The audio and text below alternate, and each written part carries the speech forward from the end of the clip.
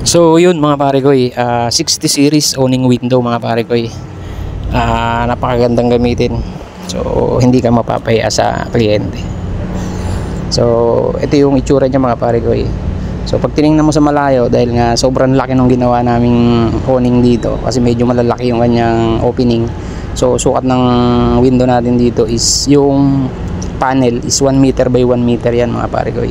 So kung titignan mo, parang ang liit na nung aluminum kasi nga sa sobrang laki, sobrang lapad nung kanyang glass. Nagmukha ng maliit yung aluminum natin, nagmukha ng makitid. Pero sa totoo lang mga pare ko, kapag medyo hindi naman ganun kalaki, medyo malapad siyang tingnan. Dahil medyo malalapad na yung aluminum na yan. So 60 series yan mga pare ko. Yung napapansin nyo mga pare ko, yung lagayan ng kanyang 4 bar is may sarili na rin siyang kanal. So tulad sa perimeter.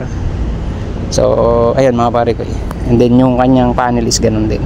So ito naman yung mga ginamit natin na accessories mga pare ko. So nandito yung bracket, yung kanyang corner stake. Tapos yung kanyang keeper ng multi-lock natin, and then yung rubber, yung vinyl. So normally ito yung ginagamit na vinyl dyan, yung gasket.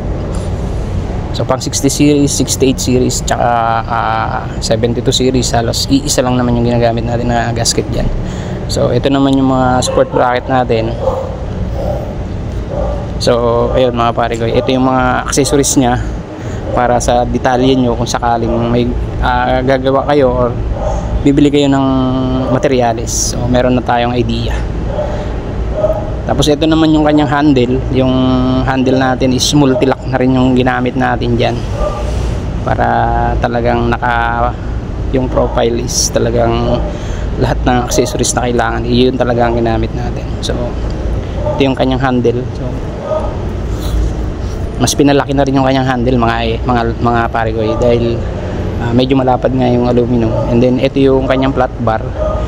At ito naman yung kanyang 4 bar. So kung napansin nyo mga pare ko, medyo makitid yung 4 bar nya, dahil pit lang siya para dun sa kanyang perimeter and dun sa panel nya.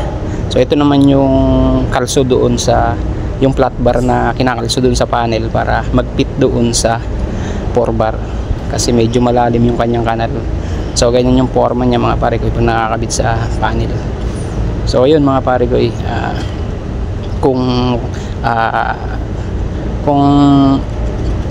pwede nyo siyang i-offer sa mga client na gusto ng medyo moderno na series ng mga awning, casement. So yun mga pare ko. At ito naman yung sinample natin na multi-lock handle.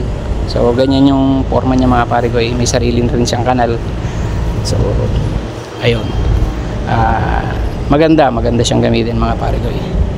So ayun nga lang, medyo may kamahalan ng konti, pero kung kaya naman budgetan mga pare ko, kung lifetime mo naman magagamit, masusulit naman yung pera na ginamit mo dito.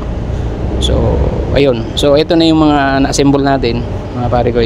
So itong window na to is, ang sukat niyan asa 60 by 120 yung taas niya, nasa 120. So napakahaba nito mga pare ko, mataas. Kung papansin nyo ang taas ng window na yan, dahil malalaki nga ang panel, ang opening, kaya medyo malalapad na aluminum naman yung ginamit natin. So yan yung kanyang corner support, yung plate. So yan yun mga pare ko. And then ayan na yung kanyang lock, nagpa-function naman maayos.